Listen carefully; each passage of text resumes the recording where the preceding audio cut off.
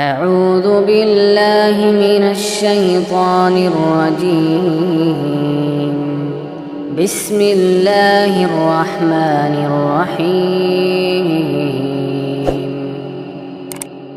أعوذ بالله من الشيطان الرجيم أعوذ بالله من الشيطان الرجيم بسم الله الرحمن الرحيم السلام عليكم ورحمة الله وبركاته. إن الحمد لله نحمده ونستعينه ونستغفره ونؤمن به ونتوكل عليه ونعوذ بالله من شرور أنفسنا ومن سيئات أعمالنا. من يهده الله فلا مضل له ومن يضلله فلا هادي له وأشهد أن لا إله إلا الله وحده لا شريك له وأشهد أن محمدا عبده ورسوله. أما بعد فإن خير الحديث كتاب الله وخير الهدي هدي محمد صلى الله عليه وسلم وشر الأمور محدثاتها وكل محدثة بدعة وكل بدعة ضلالة وكل ضلالة في النار. أعوذ بالله من الشيطان الرجيم. يا أيها الذين آمنوا اتقوا الله حق تقاته ولا تموتن إلا وأنتم مسلمون. يا أيها الناس اتقوا ربكم الذي خلقكم من نفس واحدة وخلق منها زوجها وبث منهما رجالا كثيرا ونساء واتقوا الله الذي تساءلون به والأرحام إن الله كان عليكم رقيبا. يا أيها الذين آمنوا اتقوا الله وقولوا قولا سديدا يصلح لكم أعمالكم ويغفر لكم ذنوبكم ومن يطع الله ورسوله فقد فاز فوزا عظيما. وقال جل وعلا في كلامه المجيد. أعوذ بالله من الشيطان الرجيم. ولنبلونكم بشيء من الخوف والجوع ونقص من الأموال والأنفس والثمرات وبشر الصابرين الذين إذا أصابتهم مصيبة قالوا إنا لله وإنا إليه راجعون. وقال في مقام آخر ونبلوكم بالشر والخير فتنة. وقال النبي صلى الله عليه وسلم بادروا بالأعمال فتنا كقطع الليل المظلم يصبح الرجل مؤمنا ويمسي كافرا أو يمسي مؤمنا ويصبح كافرا يبيع دينه بعرض من الدنيا. لائق احترام صدر اجلاس، معزز علماء کرام، دینی بھائیوں، بزرگوں، نوجوان ساتھیوں، عزیز بچوں، ہر قسم کی تعریف، حمد ثنا، کبریائی، بڑائی اللہ جل جلالہ کے لیے لائق و زیبا ہے. بعدہ درود و سلام نازل ہو انبیاء علیہم الصلوۃ والتسلیم کی جماعت پر، بالخصوص امام الانبیاء خاتم النبیین سید المرسلین محمد عربی صلی اللہ علیہ وسلم پر. آج کی اس اجلاس میں جس موضوع کی وضاحت کرنا چاہتا ہوں وہ موضوع ہے فتنوں کے دور میں ایک مسلمان کا کردار. یہ دنیا دار الفتن ہے، یہ دنیا دار الابتلاء ہے، یہ دنیا آزمائشوں اور مصیبتوں کی آماج گاہ ہے. یہاں مصیبتوں سے دوچار ہونا ہے، پریشانیوں اور فتنوں سے جوجھنا ہے. اور اللہ جل جلالہ نے قرآن مجید کے اندر اپنے بندوں کو پیشگی اطلاع دی ہے، پہلے سے باخبر کیا ہے کہ اللہ کے بندوں تمہیں فتنوں سے دوچار ہونا ہے. آپ قرآن مجید اٹھائیے، اللہ کے کلام کو پڑھیے. جگہ جگہ اللہ رب العالمین نے کہا لَتُبْلَوْنَ فِي أَمْوَالِكُمْ وَأَنفُسِكُمْ، ایمان والو تم ضرور بالضرور آزمائے جاؤ گے. کہیں کہا وَنَبْلُوكُمْ بِالشَّرِّ وَالْخَيْرِ فِتْنَةً، ہم تمہیں خیر و شر کے ذریعے سے آزمائیں گے. اور کہیں کہا وَلَنَبْلُوَنَّكُمْ بِشَيْءٍ مِّنَ الْخَوْفِ وَالْجُوعِ وَنَقْصٍ مِّنَ الْأَمْوَالِ وَالْأَنفُسِ وَالثَّمَرَاتِ. یہاں چند قسمیں بیان کی ہے اللہ جل جلالہ نے فتنوں کی، آزمائشوں کی. میرے بھائیوں، پیشگی اطلاع دینے کا مقصد کیا ہے اللہ رب العالمین کا؟ پہلے سے اپنے بندوں کو اللہ کیوں آگاہ کر رہا ہے؟ یہ اس بات کی دلیل ہے کہ بندوں تیار رہنا، تیاری کر لو مکمل طور پر فتنوں سے لڑنے کے لیے، فتنوں کا مقابلہ کرنے کے لیے اپنے آپ کو مکمل طور پر تیار کر لو. اور کہیں ایسا نہ ہو کہ اس غلط فہمی کا شکار مت ہونا کہ فتنے نہیں آئیں گے. فتنے آئیں گے، یقیناً کیونکہ اللہ کا کلام جھوٹا نہیں ہو سکتا اور نبی کائنات علیہ الصلوۃ والتسلیم کا فرمان بھی جھوٹا نہیں ہو سکتا۔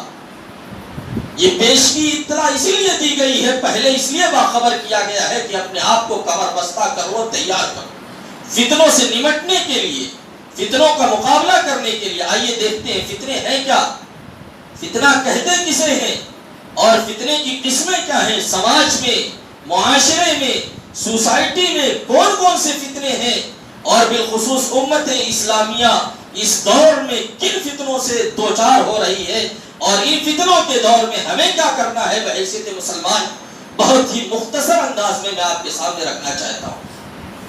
آئیے سب سے پہلے لفظی طور پر فتنے کا معنی دیکھتے ہیں۔ آپ دیکھیے قرآن مجید اٹھا کر کے فتنے کے مختلف معنی بیان کیے گئے۔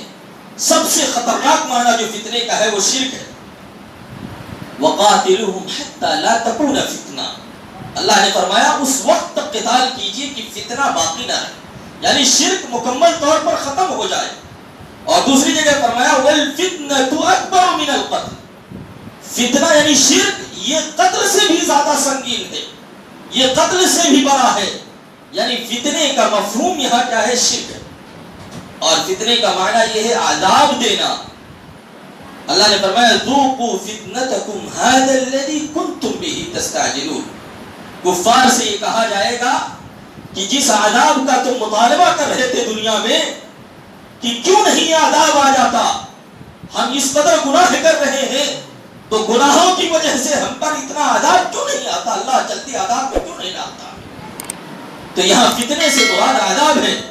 اور دوسری جگہ فرمایا ان الذین فتنوا المؤمنین والمؤمنات، بے شک وہ لوگ جو ایمان والوں کو عذاب میں ڈالتے ہیں ان کے لیے اللہ نے فرمایا لہم عذاب علیم، ان کے لیے دردناک عذاب ہے، ان کے لیے آگ ہے جو لوگ مومنوں کو عذاب میں ڈالتے ہیں، جو لوگ مومنوں کو پریشانی میں ڈالتے ہیں۔ یہاں مراد یہ ہے عذاب۔ اور کہا جاتا ہے فتنت الذهب والفضة، میں نے سونے چاندی کو بھٹی میں ڈال کر کے اس میں سے جو خالص سونا یا چاندی تھا اسے نکال لیا۔ مطلب کیا ہے، آزمائش، امتحان، ابتلا، پریشانی۔ اسی لیے امام المفسرین فرماتے تھے، عبداللہ ابن عباس رضی اللہ عنہ اس آیت کی تفسیر میں وَنَبْلُوكُمْ بِالشَّرِّ وَالْخَيْرِ فِتْنَةً، اے ایمان والو، اے مومنو، ہم تمہیں خیر و شر، نیکی بھلائی، مصیبت پریشانی، تکلیف، دکھ درد الم، بیماری، صحت و تندرستی، اطاعت و فرما برداری، معصیت و نافرمانی، خوشحالی پریشانی، ہر طرح سے آزمائیں گے۔ یہ اللہ کا قول ہے، اللہ فرماتا ہے ہم تمہیں ہر طرح سے آزمائیں گے۔ ایمان والوں کو اللہ رب العالمین ہر طرح سے آزماتا ہے اور اللہ کی یہ سنت رہی ہے۔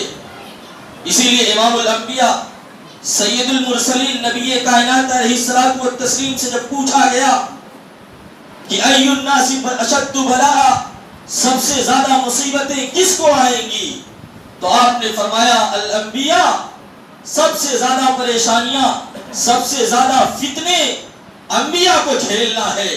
پھر فرمایا پھر کون، کہا ثم الامثل فالامثل، پھر انبیاء کے نقش قدم پر جو لوگ بھی چلیں گے، انبیاء کی سنتوں کو جو بھی فالو کریں گے، انبیاء کے طریقے پر چلنے والے، انبیاء کے مثل جو لوگ ہوں گے انہیں پریشانیاں آئیں گی، یعنی ایمان والوں کو۔ اور ایک روایت کے اندر آتا ہے اللہ کے حبیب صلی اللہ علیہ وسلم فرماتے ہیں ان عظم الجزاء مع عظم البلاء، کہ سب سے بڑی نیکی اور جزا تو اسی اعتبار سے ملتی ہے جس اعتبار سے پریشانی ملتی ہے۔ جتنی پریشانی بڑی ہوگی اتنے ہی بڑا اجر اور جزا ملے گا اللہ کی طرف سے، اتنا ہی بہتر ثواب اللہ دے گا۔ ان اللہ اذا احب قوما ابتلاهم، جب اللہ کسی قوم سے محبت کرتا ہے تو اسے آزمائشوں میں ڈالتا ہے، اسے پریشانیوں میں ڈالتا ہے، اسے تکلیفوں میں ڈالتا ہے، اسے مصیبتوں سے دوچار کرتا ہے۔ فمن رضی، اللہ کے اس فیصلے پر جو راضی ہوتا ہے، جو خوش ہوتا ہے، جو سمجھتا ہے کہ اللہ کی طرف سے یہ آزمائش ہے، اللہ میرا امتحان لے رہا ہے، اللہ میرے ایمان کو پرکھ رہا ہے، اللہ رب العالمین میرے عقیدے کو پرکھ رہا ہے، اللہ میری منہج کو پرکھ رہا ہے، اللہ میری شریعت کو دیکھ رہا ہے، فلہ الرضا، تو ایسے لوگوں کے لیے اللہ کی بھی خوشنودی ہے، ایسے لوگوں کے لیے رضا ہے۔ اور جو ناراضگی کا اظہار کرتا ہے، جو ناراض ہوتا ہے، اللہ کے نبی نے فرمایا فلہ السخط، تو اسی کے لیے ناراضگی بھی ہے۔ تو معلوم یہ ہوا کہ فتنے آئیں گے، پریشانیاں آئیں گی۔ میرے بھائیوں، اس دنیا کے اندر آج ہم طرح طرح کے فتنوں سے دوچار ہیں، ہر جہاں جانب فتنہ ہی فتنہ ہے، جہاں نظر دوڑاؤ جس طرف دیکھو فتنے ہی فتنے ہیں۔ آئیے میں آپ کے سامنے چند نماذج بیان کرتا ہوں فتنوں کے۔ سب سے پہلا فتنہ اس دور کا، اور جسے کتاب و سنت نے فتنہ قرار دیا ہے، فتنۃ المال والاولاد، مال اور اولاد کا فتنہ ہے۔ مال اور اولاد یہ انسان کے ایمان کے ضیاع کا سبب بنتے ہیں، انسان کا ایمان خراب ہو جاتا ہے، انسان اللہ کی شریعت کو ترک کر دیتا ہے۔ مال کی محبت میں، اولاد کی محبت میں انسان اپنے دین کو بھول جاتا ہے۔ اللہ فرماتا ہے وَتُحِبُّونَ الْمَالَ حُبًّا جَمًّا، تم تو مال سے بہت شدید محبت رکھتے ہو۔ اور دوسری جگہ فرمایا انما اموالکم واولادکم فتنہ، یہ لوگوں تمہارا مال اور تمہاری اولاد تمہارے لیے فتنہ ہے، آزمائش ہے، مصیبت ہے۔ اور فرمایا یہ تمہارے دشمن ہے، تمہاری اولاد اور تمہاری بیویاں یہ تمہاری دشمن ہے، لہذا تم ان سے دوری اختیار کرو، لہذا تم ان سے آگاہ رہو، ہوشیار رہو، خبردار رہو، کہیں ایسا نہ ہو کہ یہ تمہارے دین کے ضیاع کا سبب بن جائے، تمہارے دین کے بربادی کا سبب بن جائے۔ انسان کیا کرتا ہے؟ اولاد کی محبت میں اپنے دین سے دور چلا جاتا ہے۔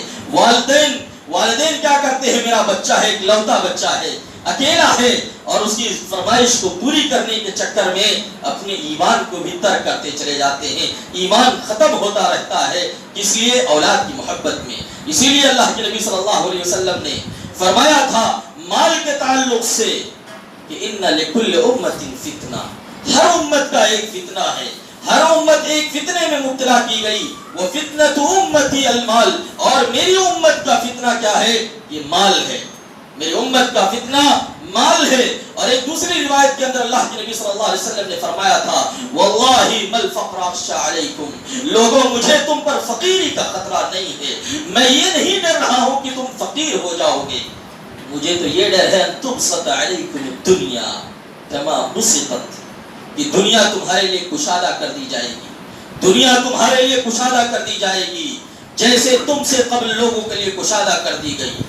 تم دنیا کو حصول کے لیے، دنیا کو پانے کے لیے تم ایک دوسرے سے مقابلہ کرو گے، ایک دوسرے سے مسابقہ کرو گے، ایک دوسرے سے آگے بڑھنے کی کوشش کرو گے، تو یہ دنیا اور دنیا کی نعمتیں، دنیا اور دنیا کی آرائش و زیبائش تمہیں فنا کر دے گی، تمہیں ہلاک کر دے گی، جیسے اس دنیا نے تم سے پہلے لوگوں کو ہلاک کر دیا ہے۔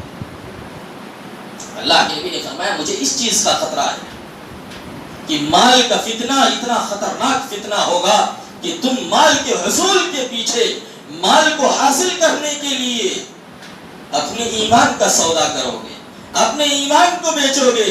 اور امام الانبیاء نے دوسری حدیث کے اندر فرمایا تھا بادروا بالاعمال فتنا، ایمان والو فتنوں کے وقوع سے پہلے اعمال کے لیے سبقت کرو، مسابقہ کرو، دوڑو، اعمال کر لو قبل اس کے کہ فتنوں کا نزول ہو۔ یہ فتنے تاریک راتوں میں ٹکڑوں کے مانند نازل ہوں گے، ان فتنوں کے نزول سے پہلے ایمان مارو، اعمال کر لو، نیکیاں کر لو۔ یصبح الرجل مؤمنا ویمسی کافرا، ایک دور ایسا آئے گا کہ مومن، صبح کو آدمی مومن ہوگا، شام کو کافر ہو جائے گا، یا شام کو مومن ہوگا، صبح ہوتے ہوتے پلٹ جائے گا، وہ کافر ہو جائے گا۔ اللہ کے نبی جناب محمد عربی صلی اللہ علیہ وسلم نے پیشین گوئی کی تھی۔ ہمیں اور آپ کو اپنے معاشرے میں، اپنے سماج میں، اپنے آپ میں، اپنے دل میں، اپنے آپ میں سوچنے کی ضرورت ہے کہ کہیں یہ کیفیت آ تو نہیں گئی ہے۔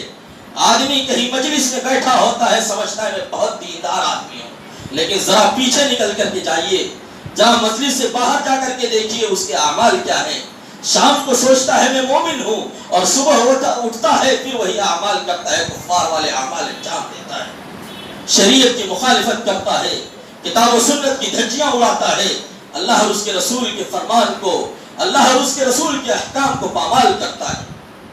اللہ کے نبی صلی اللہ علیہ وسلم نے فرمایا تھا یبیع دینہ بعرض من الدنیا، وہ اپنے دین کو دنیا کے عوض بیچ رہا ہوگا۔ اللہ اکبر۔ میرے بھائیو، دیکھنے کی ضرورت ہے، سوچنے کی ضرورت ہے، اپنا مشاہدہ کرنے کی ضرورت ہے کہ کہیں ایسا تو نہیں ہم اپنے دین کے عوض دنیا خرید رہے ہیں، دنیا حاصل کر رہے ہیں، اپنے دین کو بیچ کر کے، دین فروخت کر کے دنیا لے رہے ہیں۔ یہ دنیا جس کی کوئی حقیقت نہیں ہے، یہ دنیا جس کے پیچھے نہیں بھاگنا ہے، یہ دنیا جس کی لذتیں فنا ہو جانے والی ہیں، یہ دنیا جس کی رنگینیاں ختم ہو جانے والی ہیں، اس دنیا کی زندگی کی کوئی حقیقت نہیں ہے، یہ تو لہو لعب کے علاوہ کچھ نہیں ہے، اسے ختم ہو جانا ہے۔ آپ تاریخ اٹھا کر کے دیکھ لیجئے، تاریخ شاہد ہے، چاہے وہ خطا کار رہے ہوں، چاہے وہ اللہ رب العالمین کے فرما بردار رہے ہوں، سب اس دنیا سے چلے گئے اور کوئی یہاں سے کچھ لے کر کے نہیں گیا۔ تو اس لیے کاہے کے لیے ایسی چیز کے پیچھے بھاگنے کا، کاہے کے لیے ایسی چیز کی تگودو کرنے کا جس کی کوئی حقیقت نہیں ہے۔ فلا تغرنکم الحیات الدنیا، اے لوگوں سنو، کہیں دنیاوی زندگی تمہیں دھوکے میں نہ ڈال دے۔ وما الحیات الدنیا الا لہو ولعب، یہ دنیا کی زندگی تو لہو لعب کے علاوہ اور کچھ نہیں ہے، یہ دنیاوی زندگی تو محض صرف لہو لعب ہے، کھیل کود کا سامان ہے، یہ کھیلو کودو یہی ختم ہے۔ آپ دیکھیے ایک بچہ، ایک مثال دوں آپ کو دنیا کے لیے، ایک بچہ چھوٹا سا دن بھر کھیلتا ہے، مٹی میں، دھول میں، بالوں میں دن بھر کھیلتا ہے، اور جب کھیل کر کے واپس آتا ہے تو اس کے بدن میں کچھ نہیں ہوتا ہے سوائے بالوں اور مٹی کے۔ ایسے ہی اللہ رب العالمین نے کہا لہو لعب ہے، کھیل کر کے یہاں سے چلے جاؤ گے، بدن میں کچھ نہیں رہے گا اور تمہارے ساتھ کچھ جانے والا نہیں ہے دنیا سے۔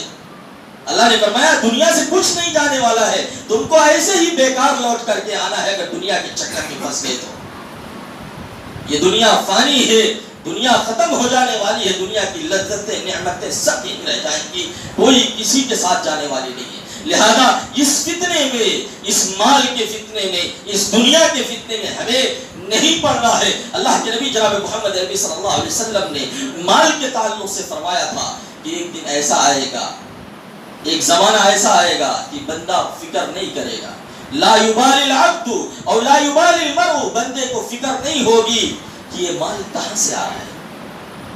یہ بھی ایک فتنہ ہے، بندے کو فکر نہیں ہے یہ مال آ کہاں سے رہا ہے، امن حل ام من حرام، کیا یہ حلال سے آ رہا ہے یا حرام طریقے سے آ رہا ہے۔ میرے بھائیوں، بڑا سنگین فتنہ ہے یہ، مال آنا چاہیے، کہاں سے آ رہا ہے اس کی فکر نہیں ہے۔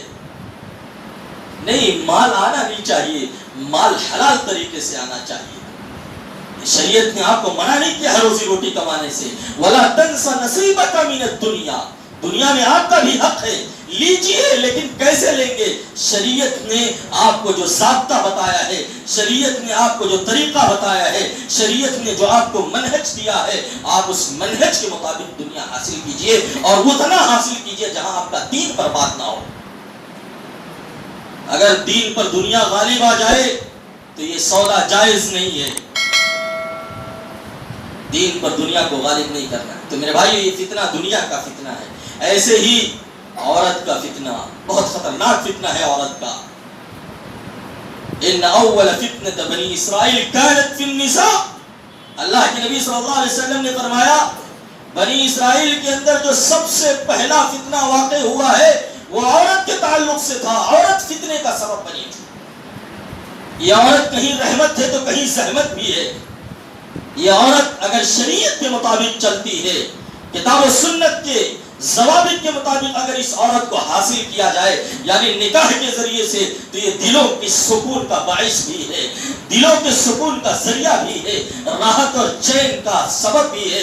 لیکن اسے اگر غلط طریقے سے استعمال کیا جائے تو یہ سب سے بڑا فتنہ ہے۔ اللہ کے نبی جناب محمد عربی صلی اللہ علیہ وسلم نے فرمایا تھا ما ترکت من بعدی فتنة اضر علی الرجال من النساء، میں نے اپنے بعد، اللہ کے نبی نے فرمایا تھا میں نے اپنے بعد مردوں پر عورتوں سے زیادہ سخت فتنہ نہیں چھوڑا ہے.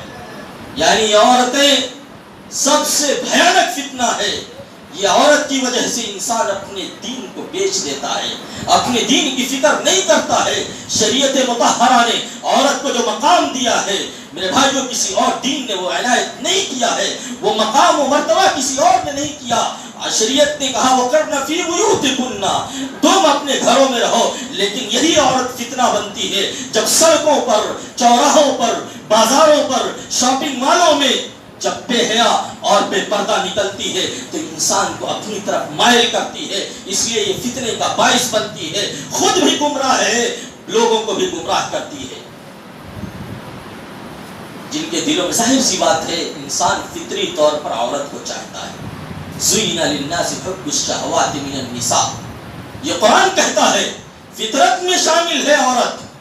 کوئی ایسا مرد نہیں ہے جو مرد ہو اور صرف عورت کی خواہش نہ ہو. لیکن شریعت نے اس خواہش کی تکمیل کے لیے آپ کو راستہ بتایا ہے. اس راستے سے آپ اس کی تکمیل کیجئے, آپ نکاح کیجئے, آپ شادی کیجئے.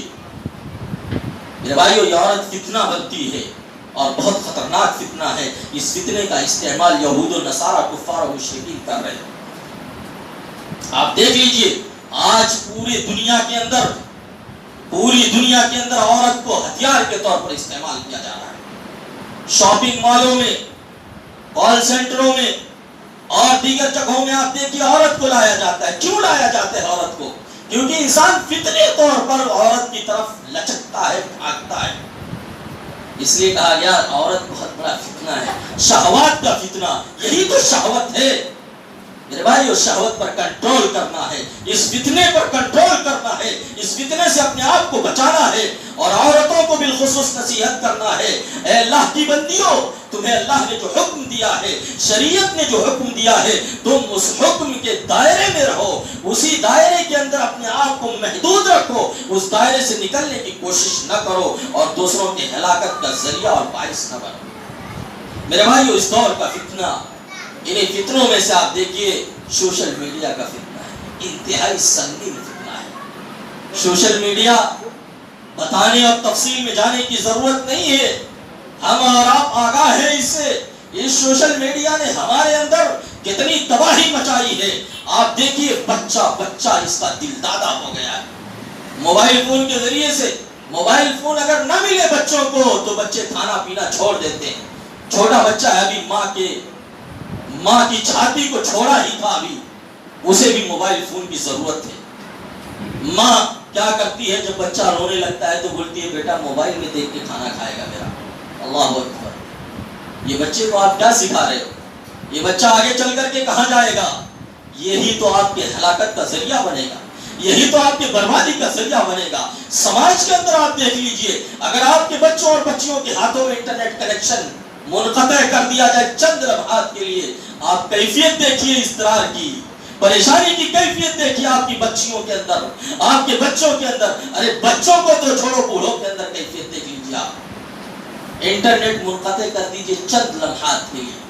یہ آج ہمارا سماج اس فتنے سے جوجھ رہا ہے, کرا رہا ہے. اس تکلیف سے اور اس تکلیف اور اس فتنے کا شکار عورتیں بھی ہیں, بچے بھی ہیں, بوڑھے بھی ہیں, جوان بھی ہیں. ہر ایک اس فتنے کا شکار ہے. میرے بھائیوں, اس فتنے نے جو تباہی مچائی ہے, اعتقادی گراوٹ, اخلاقی گراوٹ, سماجی گراوٹ, معاشرتی گراوٹ, ہر طرح کی گراوٹ نے اس فتنے نے جنم دی ہے. اس سوشل میڈیا کے ذریعے آپ بات چیت دیکھ لیجیے اپنے بچوں کے, ہمارے سماج کے نوجوانوں کے طرز تکلم اور گفتگو کا طریقہ دیکھیے. ہمارے نوجوانوں کے آپ اعتقاد دیکھیے, ان کی عبادات دیکھیے, ان کے تعاملات دیکھیے. میرے بھائیو, گالی گلوچ اور نہ جانے کس قسم کی برائیاں, فحاشی, عریانیت, بے حیائی, زناکاری, مکاری, عیاری, ہر قسم کی برائیاں اس سوشل میڈیا نے ہمیں دی ہے. لہذا یہ فتنہ بہت خطرناک فتنہ ہے, بڑا سنگین فتنہ ہے. اس فتنے سے خود بھی بچنا ہے, دوسروں کو بچانا ہے, اپنے گھر کو بچانا ہے. میرے بھائیو, یہ فتنہ ہمارے درمیان جو ہے یہ شیطان کا کام کر رہا ہے. یہ شیطان کا کام کر رہا ہے. آپ نے اپنے گھر میں اپنے جیبوں میں اس موبائل فون کو استعمال کے لیے آج اتنا دل دادا ہو گیا ہے مسلمان اس فون کا کہ نماز کی کیفیت میں اپنے رب سے ملاقات کے لیے آتا ہے, اپنے رب سے سرگوشی کرنا چاہتا ہے, آتا ہے اپنے رب سے گفتگو کرنے کے لیے, دعاؤں کے ذریعے سے مناجات کرتا ہے, لیکن وہاں بھی موبائل فون بند نہیں کرتا.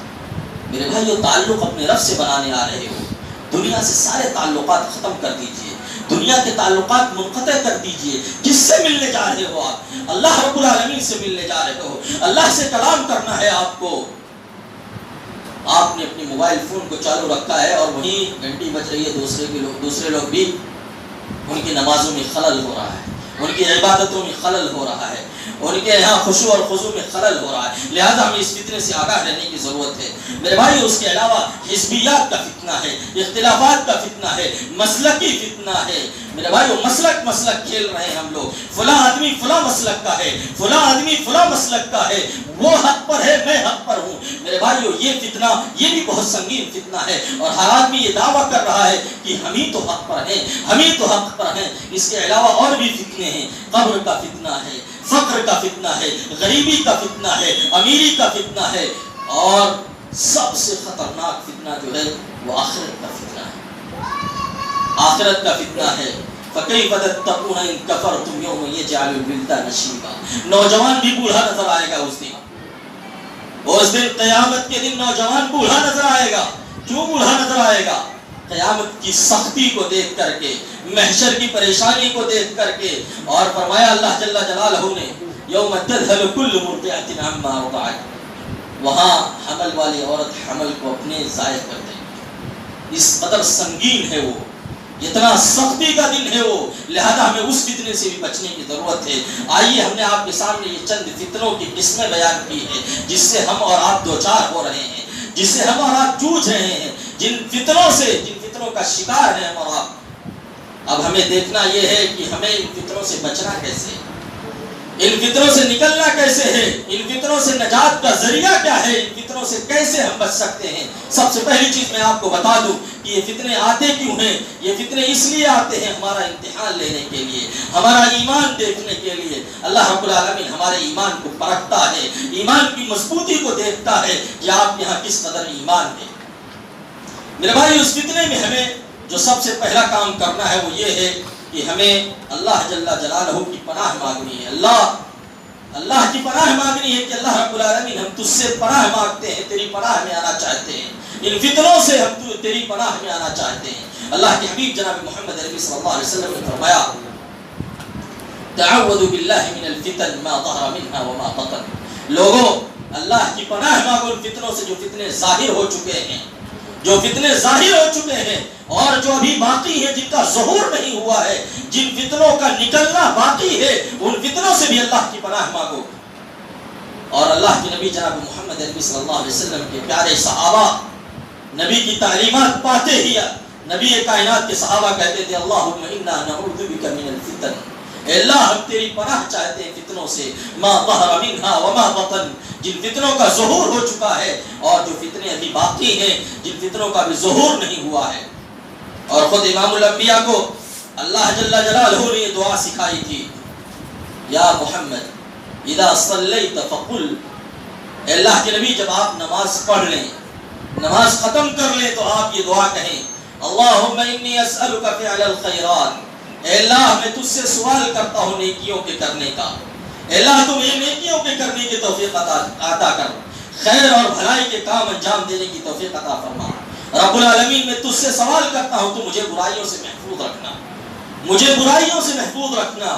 اور فرمایا, اے اللہ جب تو اپنے بندوں کو فتنوں میں ڈالنا چاہے, جب تو اپنے بندوں کو آزمانا چاہے, فقبضنی, اے اللہ میرے روح کو قبض کر لینا فتنہ آنے سے پہلے, فتنوں کے نزول سے پہلے اللہ مجھے اٹھا لینا. اللہ رب العالمین, یہ دعا خود اللہ رب العالمین نے امام الانبیاء کو سکھائی تھی کہ اللہ کے نبی جب آپ نماز سے فارغ ہو جائیں تو یہ دعا پڑھیں. میرے بھائیو, ایسے ہی قرآن مجید کی ایک آیت کریمہ میں نے پڑھی تھی, اس آیت کے اندر بھی ہمیں سکھایا گیا ہے کہ اللہ سے دعا کرو, اللہ سے دعا کرو. اللہ نے فرمایا, وَلَنَبْلُوَنَّكُمْ بِشَيْءٍ مِّنَ الْخَوْفِ وَالْجُوعِ وَنَقْصٍ مِّنَ الْأَمْوَالِ وَالْأَنفُسِ وَالثَّمَرَاتِ وَبَشِّرِ الصَّابِرِينَ الَّذِينَ إِذَا أَصَابَتْهُمْ مُصِيبَةٌ قَالُوا إِنَّا لِلَّهِ وَإِنَّا إِلَيْهِ رَاجِعُونَ أُولَٰئِكَ عَلَيْهِمْ صَلَوَاتٌ مِّن رَّبِّهِمْ وَرَحْمَةٌ وَأُولَٰئِكَ هُمُ الْمُهْتَدُونَ. یہی وہ لوگ ہیں جو لوگ کہتے ہیں مصیبت آنے کے بعد اللہ نے مصیبت کی قسموں کا تذکرہ کیا کہ اس قسم کی مصیبتیں اس قسم کے فتنے ہو سکتے ہیں، ان فتنوں سے میں اپنے بندوں کو دوچار کرتا ہوں. اللہ نے فرمایا پھر وہ کیا کہتے ہیں فتنوں کے آنے کے بعد، مصیبتوں کے نزول کے بعد کہتے ہیں انا للہ و انا الیہ راجعون، اے اللہ ہم تیرے لیے ہیں